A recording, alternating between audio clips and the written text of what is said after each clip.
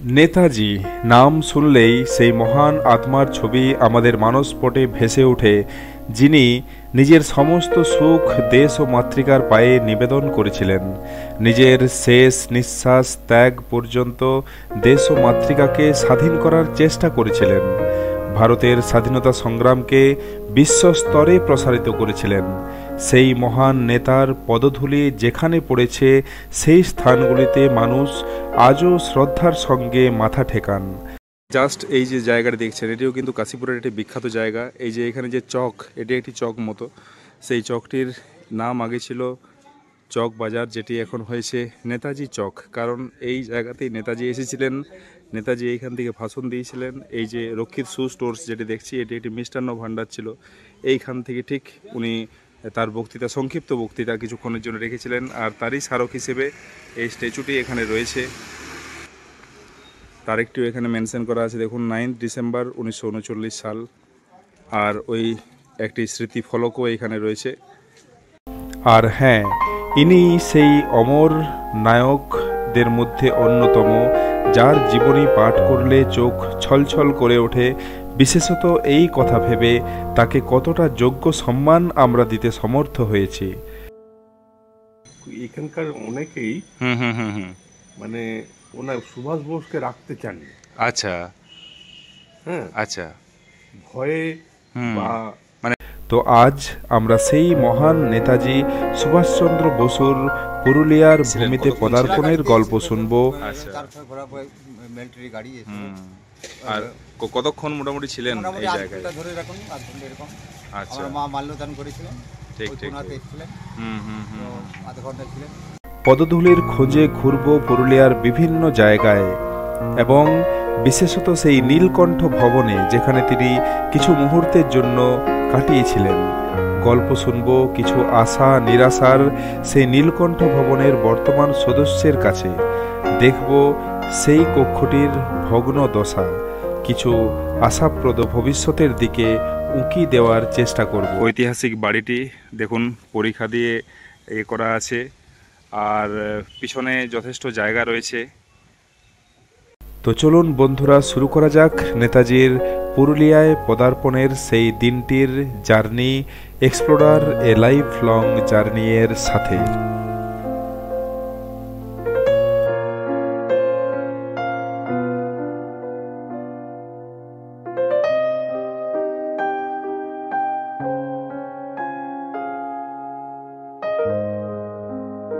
তিনি যে শুধুমাত্র পুরুলিয়া শহরেই উনি ভ্রমণ করেছিলেন তা নয়, সমস্ত পুরুলিয়া জেলা জুড়ে বিভিন্ন জায়গায় পরপর উনি অনেকগুলি অনুষ্ঠানে গেছিলেন, বক্তব্য রেখেছিলেন।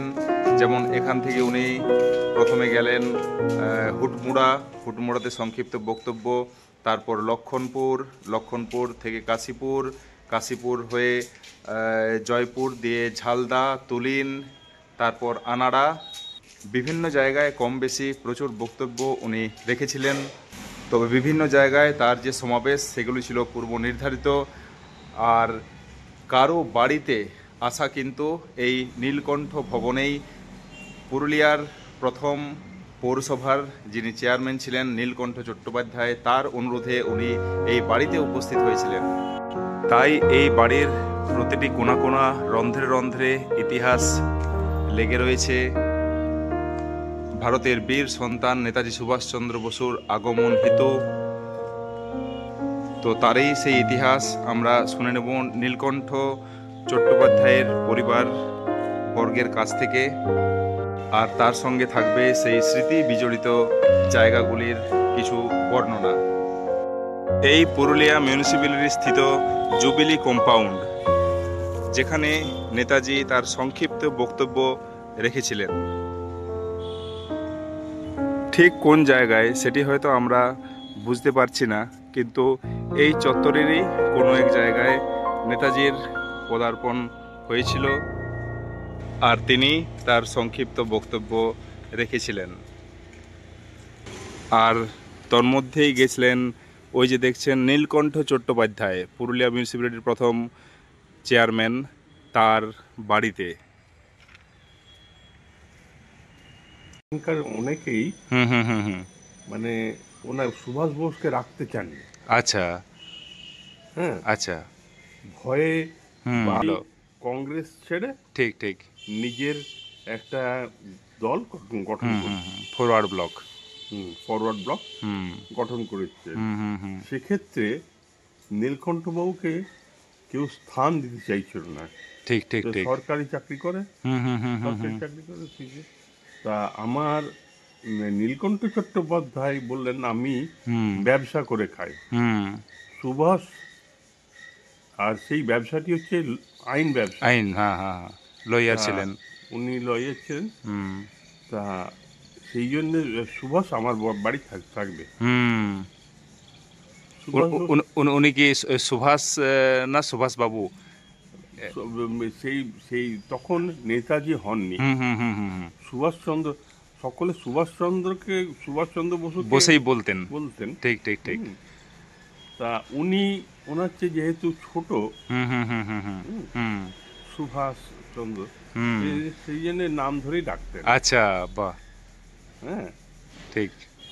তো যেহেতু- হ্যাঁ, তো এইখানে তো আমরা শুনেছি যেটা জুবিলি ময়দানে উনি স্টেশনে নামার পর জুবিলি ময়দানে ওনার বক্তব্য ছিল আর কি। তারপর কখন এখানে আসেন আর কি, এই বাড়িতে কখন, উনি প্রথমে সময়টা যদি বলি। এখানে করেন। আচ্ছা। হ্যাঁ, হুম প্রথমে আমাদের এখান থেকে স্টেশনটা হুম খুব একটা দূরে নয়, হুম হুম হুম, কাছেই। 500-600 মিটার। হ্যাঁ, তা সেই জন্যে হুম প্রথমে আমাদের বাড়িতে আসেন। হুম আমাদের বাড়িতে এসে জুবিলি ময়দানে হুম উনি তারপর করেন, হুম হুম হুম হুম ওনার স্পিচ দেন। হুম হ্যাঁ, বক্তব্য আছে। হুম হুম হুম। তারপরে তো যেটা শুনেছি যে মধ্যে ওনার একটু শরীর খারাপ হয়েছিল। আচ্ছা আচ্ছা, হুম, ঠিক। তখন উনি আমাদের বাড়িতে আবার আসেন। হুম।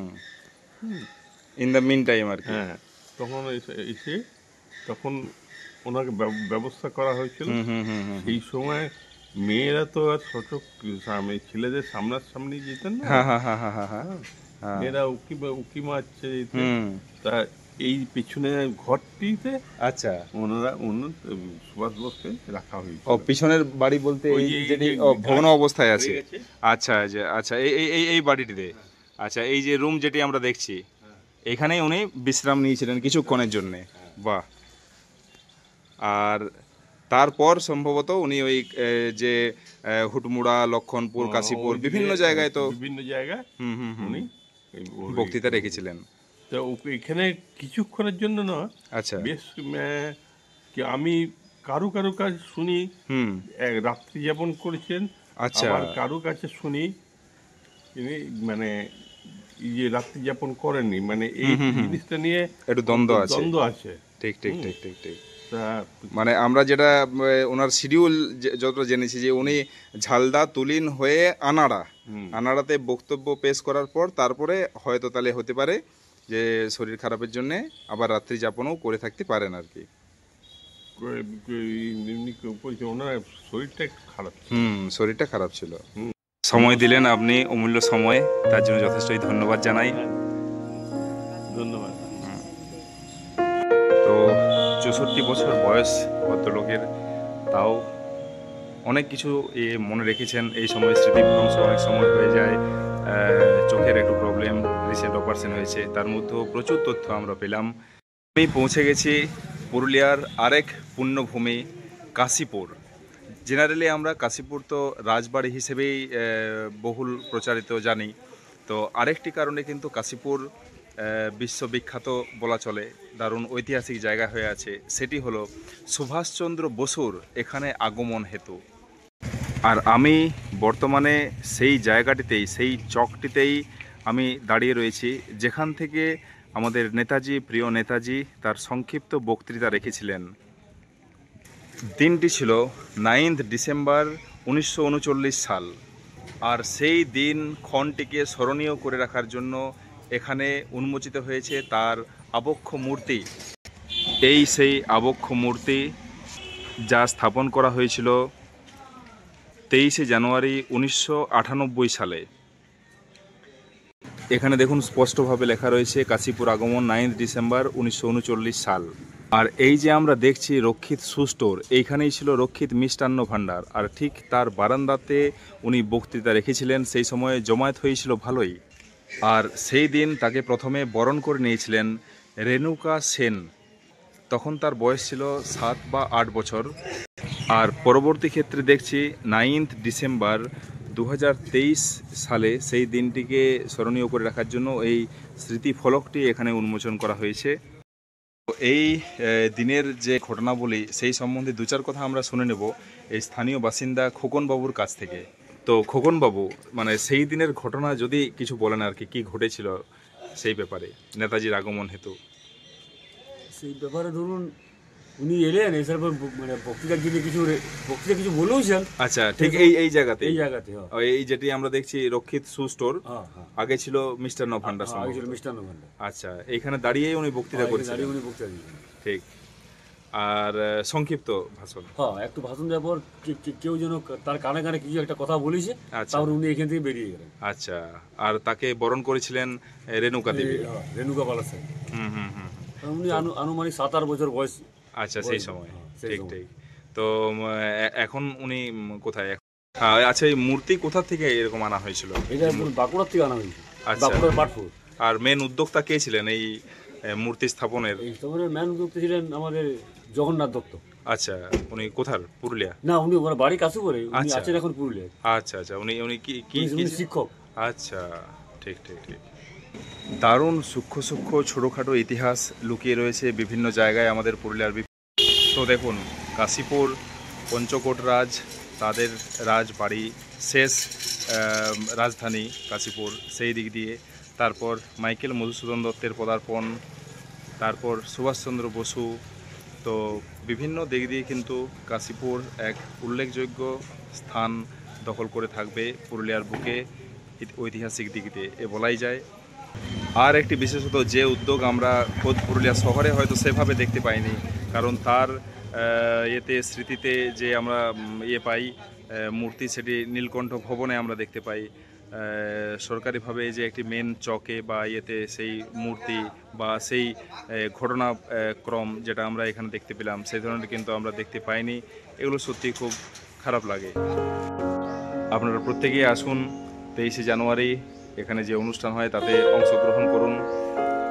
এই খবর চারদিকে ছড়ান যে কিভাবে এনারা এই নেতাজির স্মৃতি এখনও অক্ষুণ্ণ রেখেছেন, ভালোভাবে রেখে চলেছেন। এনারা যদি চাইতেন, এনারা তো এখান থেকে ছেড়ে বেরিয়ে যেতে পারতেন। এনাদের ছেলেরা সব বাইরে থাকেন, কিন্তু এনারা তা করেননি। এনারা সেই স্মৃতি, নেতাজির স্মৃতি জড়িত জায়গাটিকে এনারা আঁকড়ে ধরে রেখেছেন।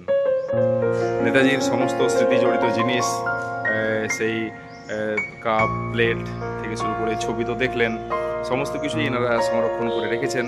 সেগুলি যে বাড়ি আছে সেটিকে সংস্কার করে সেখানে একটি ছোট মিউজিয়াম ধরনের যদি তৈরি করা যায়, সেটিও সরকারের ভেবে দেখা দরকার বলে আমার মনে হয়। আপনারা কি বলবেন অতি অবশ্যই জানান আপনার মতামত। আর অবশ্যই আসুন 23শে জানুয়ারি এই নীলকণ্ঠ নিবাস প্রাঙ্গণে।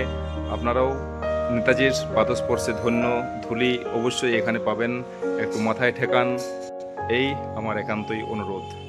তো নমস্কার, ধন্যবাদ। দেখা হয় আবার পরবর্তী কোনো পর্বে, আবার কোনো একটি ঐতিহাসিক জায়গায়।